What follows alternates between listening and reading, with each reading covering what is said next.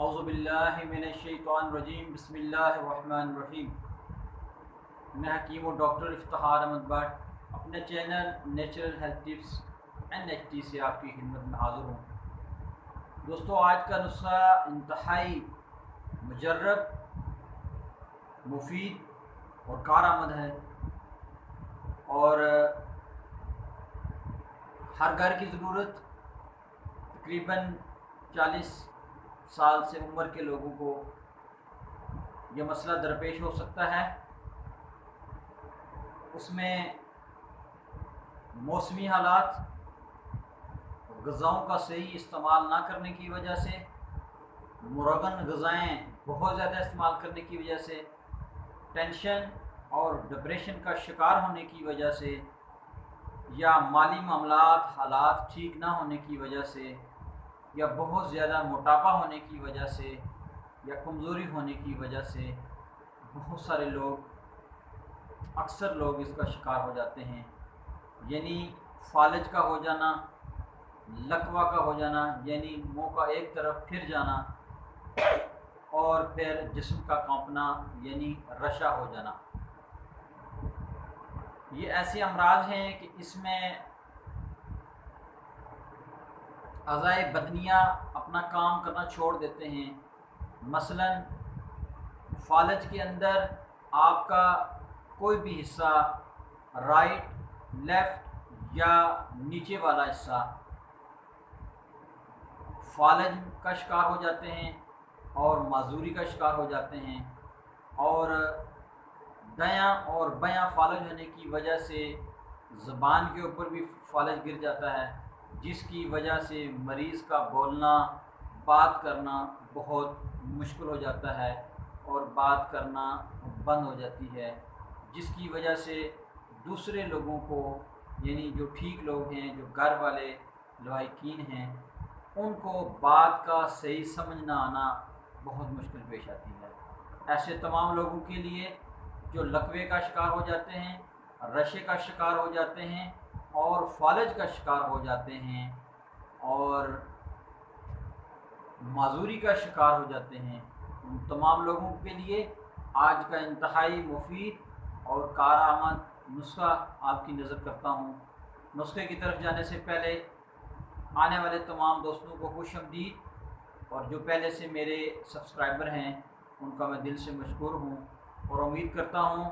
कि वीडियो पसंद आने पर, नुस्खा पसंद आने पर और कारआमद होने पर अपने दोस्तों तक ज़रूर शेयर करेंगे। सब्सक्राइब के साथ साथ बेल आइकॉन का बटन ज़रूर दबाएं ताकि हर आने वाली नई वीडियो सबसे पहले आपको मिल सके। नुस्खा की तरफ जाते हैं।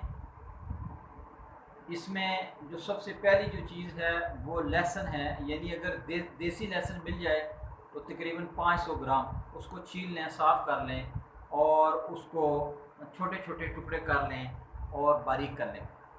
उसके अंदर गाय का दूध तकरीबन 1 किलो, गाय का दूध 1 किलो के अंदर उस लहसुन को, यानी जो आधा किलो है, उसके अंदर उसको पका लें, और जब वो मुकम्मल यकजान हो जाए तो उन दोनों को यकजान होने के बाद चूल्हे के ऊपर से उतार दें। अब इसके अंदर उतारने के बाद खालिस शहद 120 ग्राम यानी आधा पाव, गाय का घी 120 ग्राम इसके अंदर डालकर इसको दोबारा पकाएं, और जब ये दोबारा यकजान हो जाए तो इसके अंदर इसकी आग बंद कर दें। आग बंद करने के बाद इसके अंदर जलवत्री 5 ग्राम, जायफल 5 ग्राम, मिर्च स्याह 5 ग्राम, मस्तगी रूमी अच्छी वाली होनी चाहिए तो फिर बहुत अच्छा काम करती है, मस्तगी रूमी 5 ग्राम, इलायची सब्ज़ 5 ग्राम और इलायची स्याह जिसको हम मोटी इलायची भी कहते हैं 5 ग्राम पोस्ट हलीला 5 ग्राम, दारचीनी 5 ग्राम और सुंड 5 ग्राम। इन तमाम चीज़ों का पाउडर बना लें और पाउडर बनाने के बाद आप इस जो माजून आपने ऊपर तैयार की है शहद वाली और गाय की घी वाली, उसके अंदर जो है आप इसको डाल के मिक्स कर लें। आप मिक्स करने के बाद ये माजून तैयार हो जाएगी और माजून तैयार होने के बाद इसका जो तरीका इस्तेमाल होगा वो आधी चम्मच सुबह और आधी चम्मच रात को दूध के साथ इस्तेमाल करवाएं। ऐसे मरीज़ जिनका ब्लड प्रेशर बहुत ज़्यादा हो गया हो, यानी हाई रहता हो 130, 140, 150, 160, 170, 80 हो या इससे भी ज़्यादा हो, तो इंशाअल्लाह इसके इस्तेमाल करने से उस मरीज़ का जो ब्लड प्रेशर है वो इंशाअल्लाह नॉर्मल होना शुरू हो जाएगा। और जो उसका अज़ा राइट या लेफ़्ट या नीचे वाले अज़ा उसके जो माजूर हो चुके हैं, यानी काम करना छोड़ चुके हैं, जहाँ पर हरकत कम होना शुरू हुई है और खून का दौरानिया कम होना शुरू हो गया है, जिसकी वजह से वो माजूर हुए हैं, जिसकी वजह से वो फालज का अटैक हुआ है, तो इंशाअल्लाह इस माजून के इस्तेमाल करने के बाद वहाँ पर खून की रवानी तेज़ हो जाएगी और जो अज़ा मुर्दा हुए थे, यानी जिसमें जान कम हो गई थी, इंशाअल्लाह उसमें जान पड़ना शुरू हो जाएगी और वो अज़ा अपनी पहली हालत की तरह काम करना शुरू हो जाएंगे। इसका मुकम्मल इलाज 1 से 3 माह है, लेकिन मरीज़ अपनी अच्छी हालत इंशाअल्लाह बेहतरी की तरफ 7 से 14 दिन के अंदर आना शुरू हो जाएगा। और जब मरीज़ 7 से 14 दिन के इस्तेमाल के बाद मरीज़ में बेहतरी आना शुरू हो जाए तो मज़ीद उसकी ज़रूरत के मुताबिक 2 से 3 महीने इस दवाई को जारी रखा जाए। जितने भी ब्लड प्रेशर के मरीज़ हैं, यानी जिनका ब्लड प्रेशर हाई होता है, ऐसे मरीज़ अगर वो एलोपैथिक की कोई मेडिसिन खा रहे हैं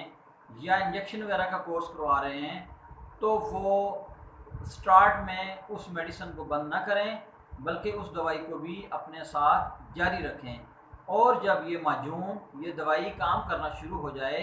और मरीज़ अपनी जिस्म के अंदर बेहतरी महसूस करना शुरू कर दे,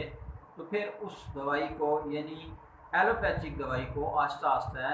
कम करना शुरू कर दें और एक टाइम आएगा कि इंशाअल्लाह वो एलोपैथिक की दवाई खाना बंद हो जाएगी और इंशाअल्लाह ये वाली जो दवाई है ये मुकम्मल उसके जिस्म पर काम करना शुरू हो जाएगी। अब ऐसे मरीज़ों के लिए जो ग़िज़ा है, अगर किसी मरीज़ को राइट हैंड पे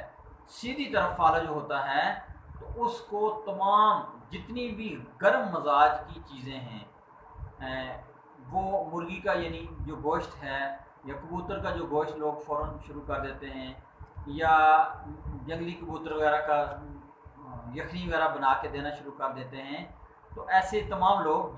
जिनको सीधी तरफ यानी राइट हैंड की तरफ जिनको फालज गिरता है और उन लोगों का ब्लड प्रेशर ज़्यादा होता है,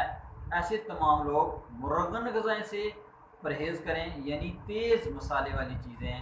और ऐसी चीज़ें जिनसे ब्लड प्रेशर बढ़ जाता हो वो कम कर दें, यानी नमक का भी इस्तेमाल कम कर दें। और अगर किसी का फालज बायां तरफ यानी उल्टी साइड पे लेफ़्ट साइड पर होता है तो ये सर्दी की वजह से फालज होता है। ऐसे तमाम मरीज़ों को जितनी भी गर्म मजाज की चीज़ें हैं वो आप उसको इस्तेमाल करवाएंगे तो इंशाल्लाह उसको बहुत ज़्यादा फ़ायदा मिलेगा। इसी तरह से अगर किसी मरीज़ का नीचे वाला हिस्सा, नीचे वाला दड़ यानी फालज का शिकार हो जाता है और वहाँ पे उसकी टांगें माजूर हो जाती हैं और वो काम करना कम करती हैं, लड़खड़ाना शुरू हो जाती हैं,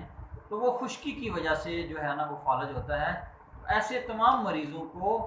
जो चीज़ें खुश्की पैदा करने वाली हैं उसको बंद कर दें। यानी अगर किसी को नीचे वाले हिस्से में यानी जिसको हम असफल फालज कहते हैं,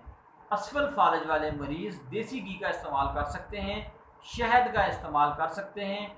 देसी मक्खन का इस्तेमाल कर सकते हैं, देसी घी का इस्तेमाल कर सकते हैं और उसके बाद देसी लहसुन का इस्तेमाल कर सकते हैं। और मुर्गन ग़िज़ाएँ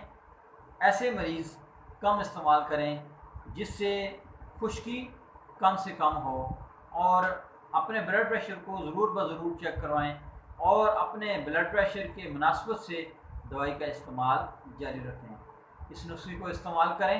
इस्तेमाल करने के बाद इसके फ़वाइद से आगाह फरमाएँ। अपनी दुआओं में याद रखें। अपना बहुत सारा ख्याल रखें। अस्सलामु अलैकुम व रहमतुल्लाहि व बरकातुहू।